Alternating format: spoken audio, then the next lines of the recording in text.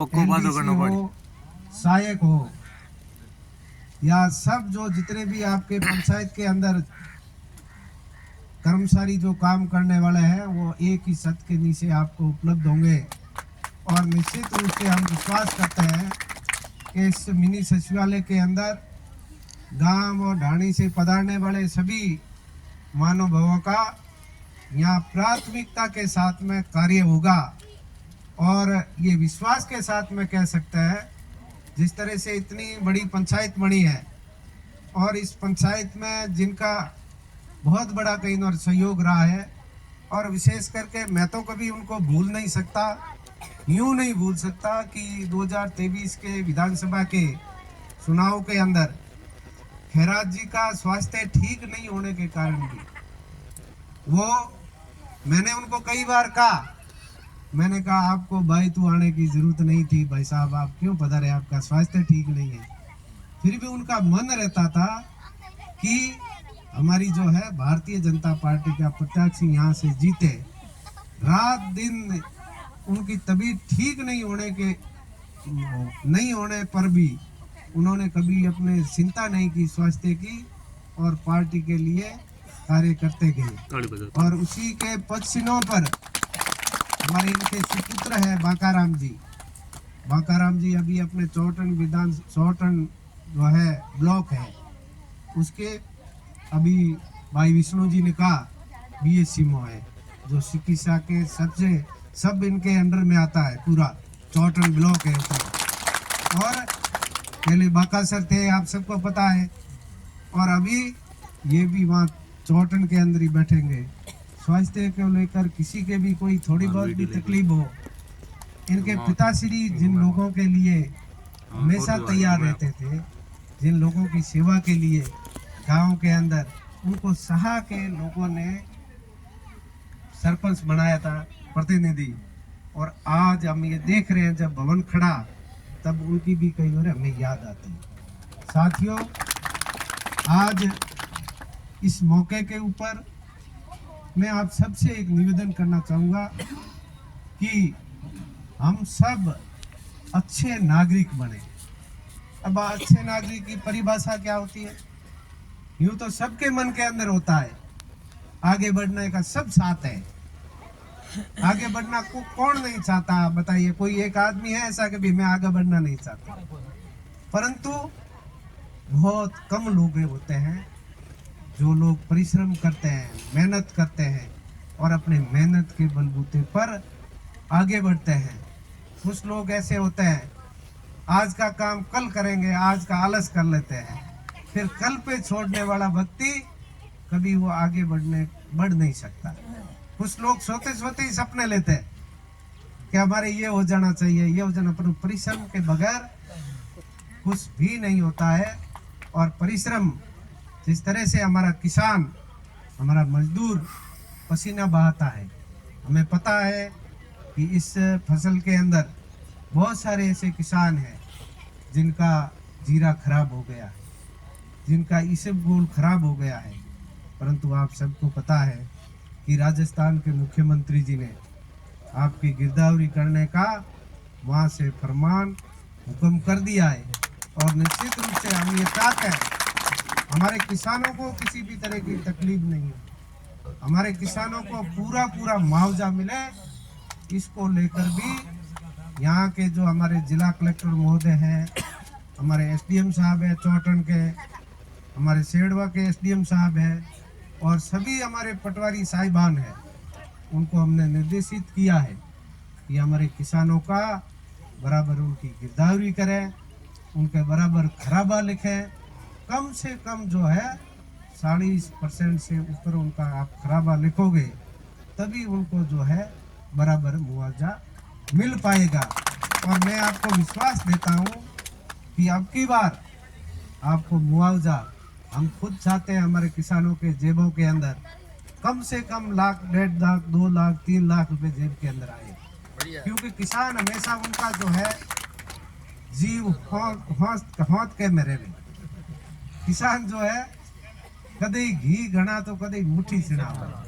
आ खेती बाड़ी एड़ी है, कदे तो घनी पाकेरी, भगवान कहीं नो लहर कर दे, और कदी किसान री एड़ी हालत में एक मुट्ठी भर भी कहीं न दोना हुए। आ खेती हेती है अपने बडेरों कहीं, और खेती पाके जदे खूब पाके 2-3 साल रो भेड़ो ही कसर काटे, और जदे खराब हुए नहीं जदे भी कहीं और भेड़ी कसर काटे। तो खेती हेती है, और इन खेती में किसान कहीं और मजबूर है। देखिए किसान आर्थिक जो है, हमारा जो आर्थिक ढांचा पूरा किसान के ऊपर टिका है। ये किसान ही है, जब अपनी फसल पक जाती है तो वो बोरियों में डालकर लेकर जाता है मंडी के अंदर, मंडी के अंदर बेचता है, और बेचने के बाद में जब जेब इतनी ऊपर जाती है और जब वहां से रवाना होता है तो हरेक को देता हुआ आता है, घर तक पहुंचता है, तब तक जेब खाली हो जाती है। फिर उनका वही दोबारा तांता शुरू हो जाता है, उधारा लिया हुआ वापस दे देना, मौसी को देना, कपड़े वाले को देना, बीड़ी सिगरेट वाला को देना। सबका पालन पोषण कौन करता है? वो हमारा किसान कहीं और करता है। किसान कोई कम नहीं है, इसलिए हमारे जो है हिंदुस्तान की 80% आबादी जो है वो हमारे किसान है। और इस किसान की यदि किसी ने कोई सुनी है तो हमारे पूर्व प्रधानमंत्री अटल बिहारी वाजपेयी जी ने। 90 के दशक के अंदर साथियों, मैं आपको कहना चाहता कि हमारे यहाँ भी ऐसा सिलसिला चला था कि यदि हमारे गांव में कोई खाता पीता परिवार है, कोई अधिकारी है, कर्मचारी है, उनके मन के अंदर एक ऐसा रहता था कि हम शहर की तरफ उनके भागने की दौड़ थी कि हम शहर के अंदर जाएंगे, वहाँ सुविधाएं मिलेगी और हम बालक और हमारे बालिकाओं को पढ़ाई परिवार को पढ़ाएंगे, उनके मन के अंदर थी। और उस समय के अंदर मैं आपको कहना चाहता हूँ कि शहरों के अंदर भी लोगों की और नगर परिषद और नगर पालिकाएं हमारी थी, उनको व्यवस्थाएं जो है संभालना मुश्किल हो गई थी। और उस समय के प्रधानमंत्री अटल बिहारी वाजपेयी जी ने कहा कि यदि इस तरह से ये लोग शहरों की तरफ भागे तो शहर के अंदर पांव रखने की जगह नहीं होगी, इन लोगों की इतनी व्यवस्था बनानी मुश्किल हो जाएगी। तो इसका क्या कर सकते हैं, रोक कैसे सकते हैं? हम किसी को खाता पीता आदमी है, शहर जाता है तो रोक तो अपन सकते नहीं।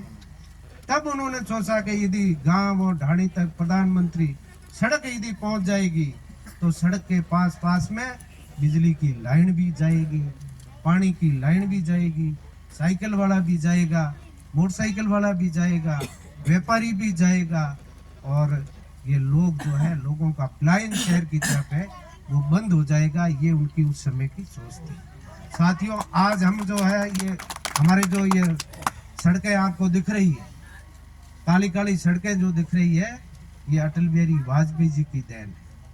2014 के अंदर नरेंद्र मोदी जी प्रधानमंत्री बने, और जब उनको लगा कि गांव और ढाणी में बैठा हुआ व्यक्ति, धोरे के अंदर एक झोंपड़ी लेकर बैठने वाला व्यक्ति, उसने कभी अपने मन के अंदर ये नहीं सोचा होगा, भले ही वो बॉम्बे जाए या कलकत्ता जाए, मजदूर करके आ जाए, वहां जाता है तो उसको लगता था कि भी यहाँ शहरों के अंदर ही लाइट हो सकती है। उसने मन के अंदर कभी नहीं सोचा था कि मेरे घर कहीं ना लाइट। बाबूजी होशियो थे के बठे तो थे जाता था घणे मशीन ऑन बीजे लाइट चलावता, पण इत के लाइट आई कि नहीं आई मन में ही को नहीं, पर लाइट आई कि नहीं आई भाई। मने वो याद है कि जोधपुर में रोडों रो काम चलतो, जदे ऑपरेटर हम कोई जोधपुर हमें जाता नहीं, कदे कोई जोधपुर जाता, बाड़मेर जाता है, बठों कोई नंबर है ये प्लास्टिक थैली में ले आता भाई, थैलियों भी को होती, और के ए लादा घड़ेरे लगा हो के कोई टीणी हो गयो तो कहीं ना थोड़ी बहुत ए हालात है। पग धोने वास्ते भाठों को नहीं, वो आज ये मिनी सचिवालय अठे सारण और नाडी में बने हैं, ये कोई कल्पना कर सको कहीं? हिंदुस्तान वो देश था कहीं खरीदता था बाहर से, कहीं मलेरिया की गोली बाहर से खरीद कर लाते थे, ये भी कहीं देखा है, हमारे बुजुर्ग यहाँ है। जब मलेरिया की बीमारी फैल जाती थी तो कुनैन की गोली बाहर से आती थी, और आते आते 6 महीने 12 महीने लग जाते थे, और तब तक बीमारी में कई लोग कहीं भगवान में प्यारा हो जाता। ये दिन हमारे बुजुर्गों ने देखे हैं। आज कोरोना जैसी बीमारी आई हिंदुस्तान के अंदर, हमारे देश के प्रधानमंत्री जी ने देसी वैक्सीन बना के 135 करोड़ जनसंख्या की लोगों का जो है ना जीवन बचाने का काम किया।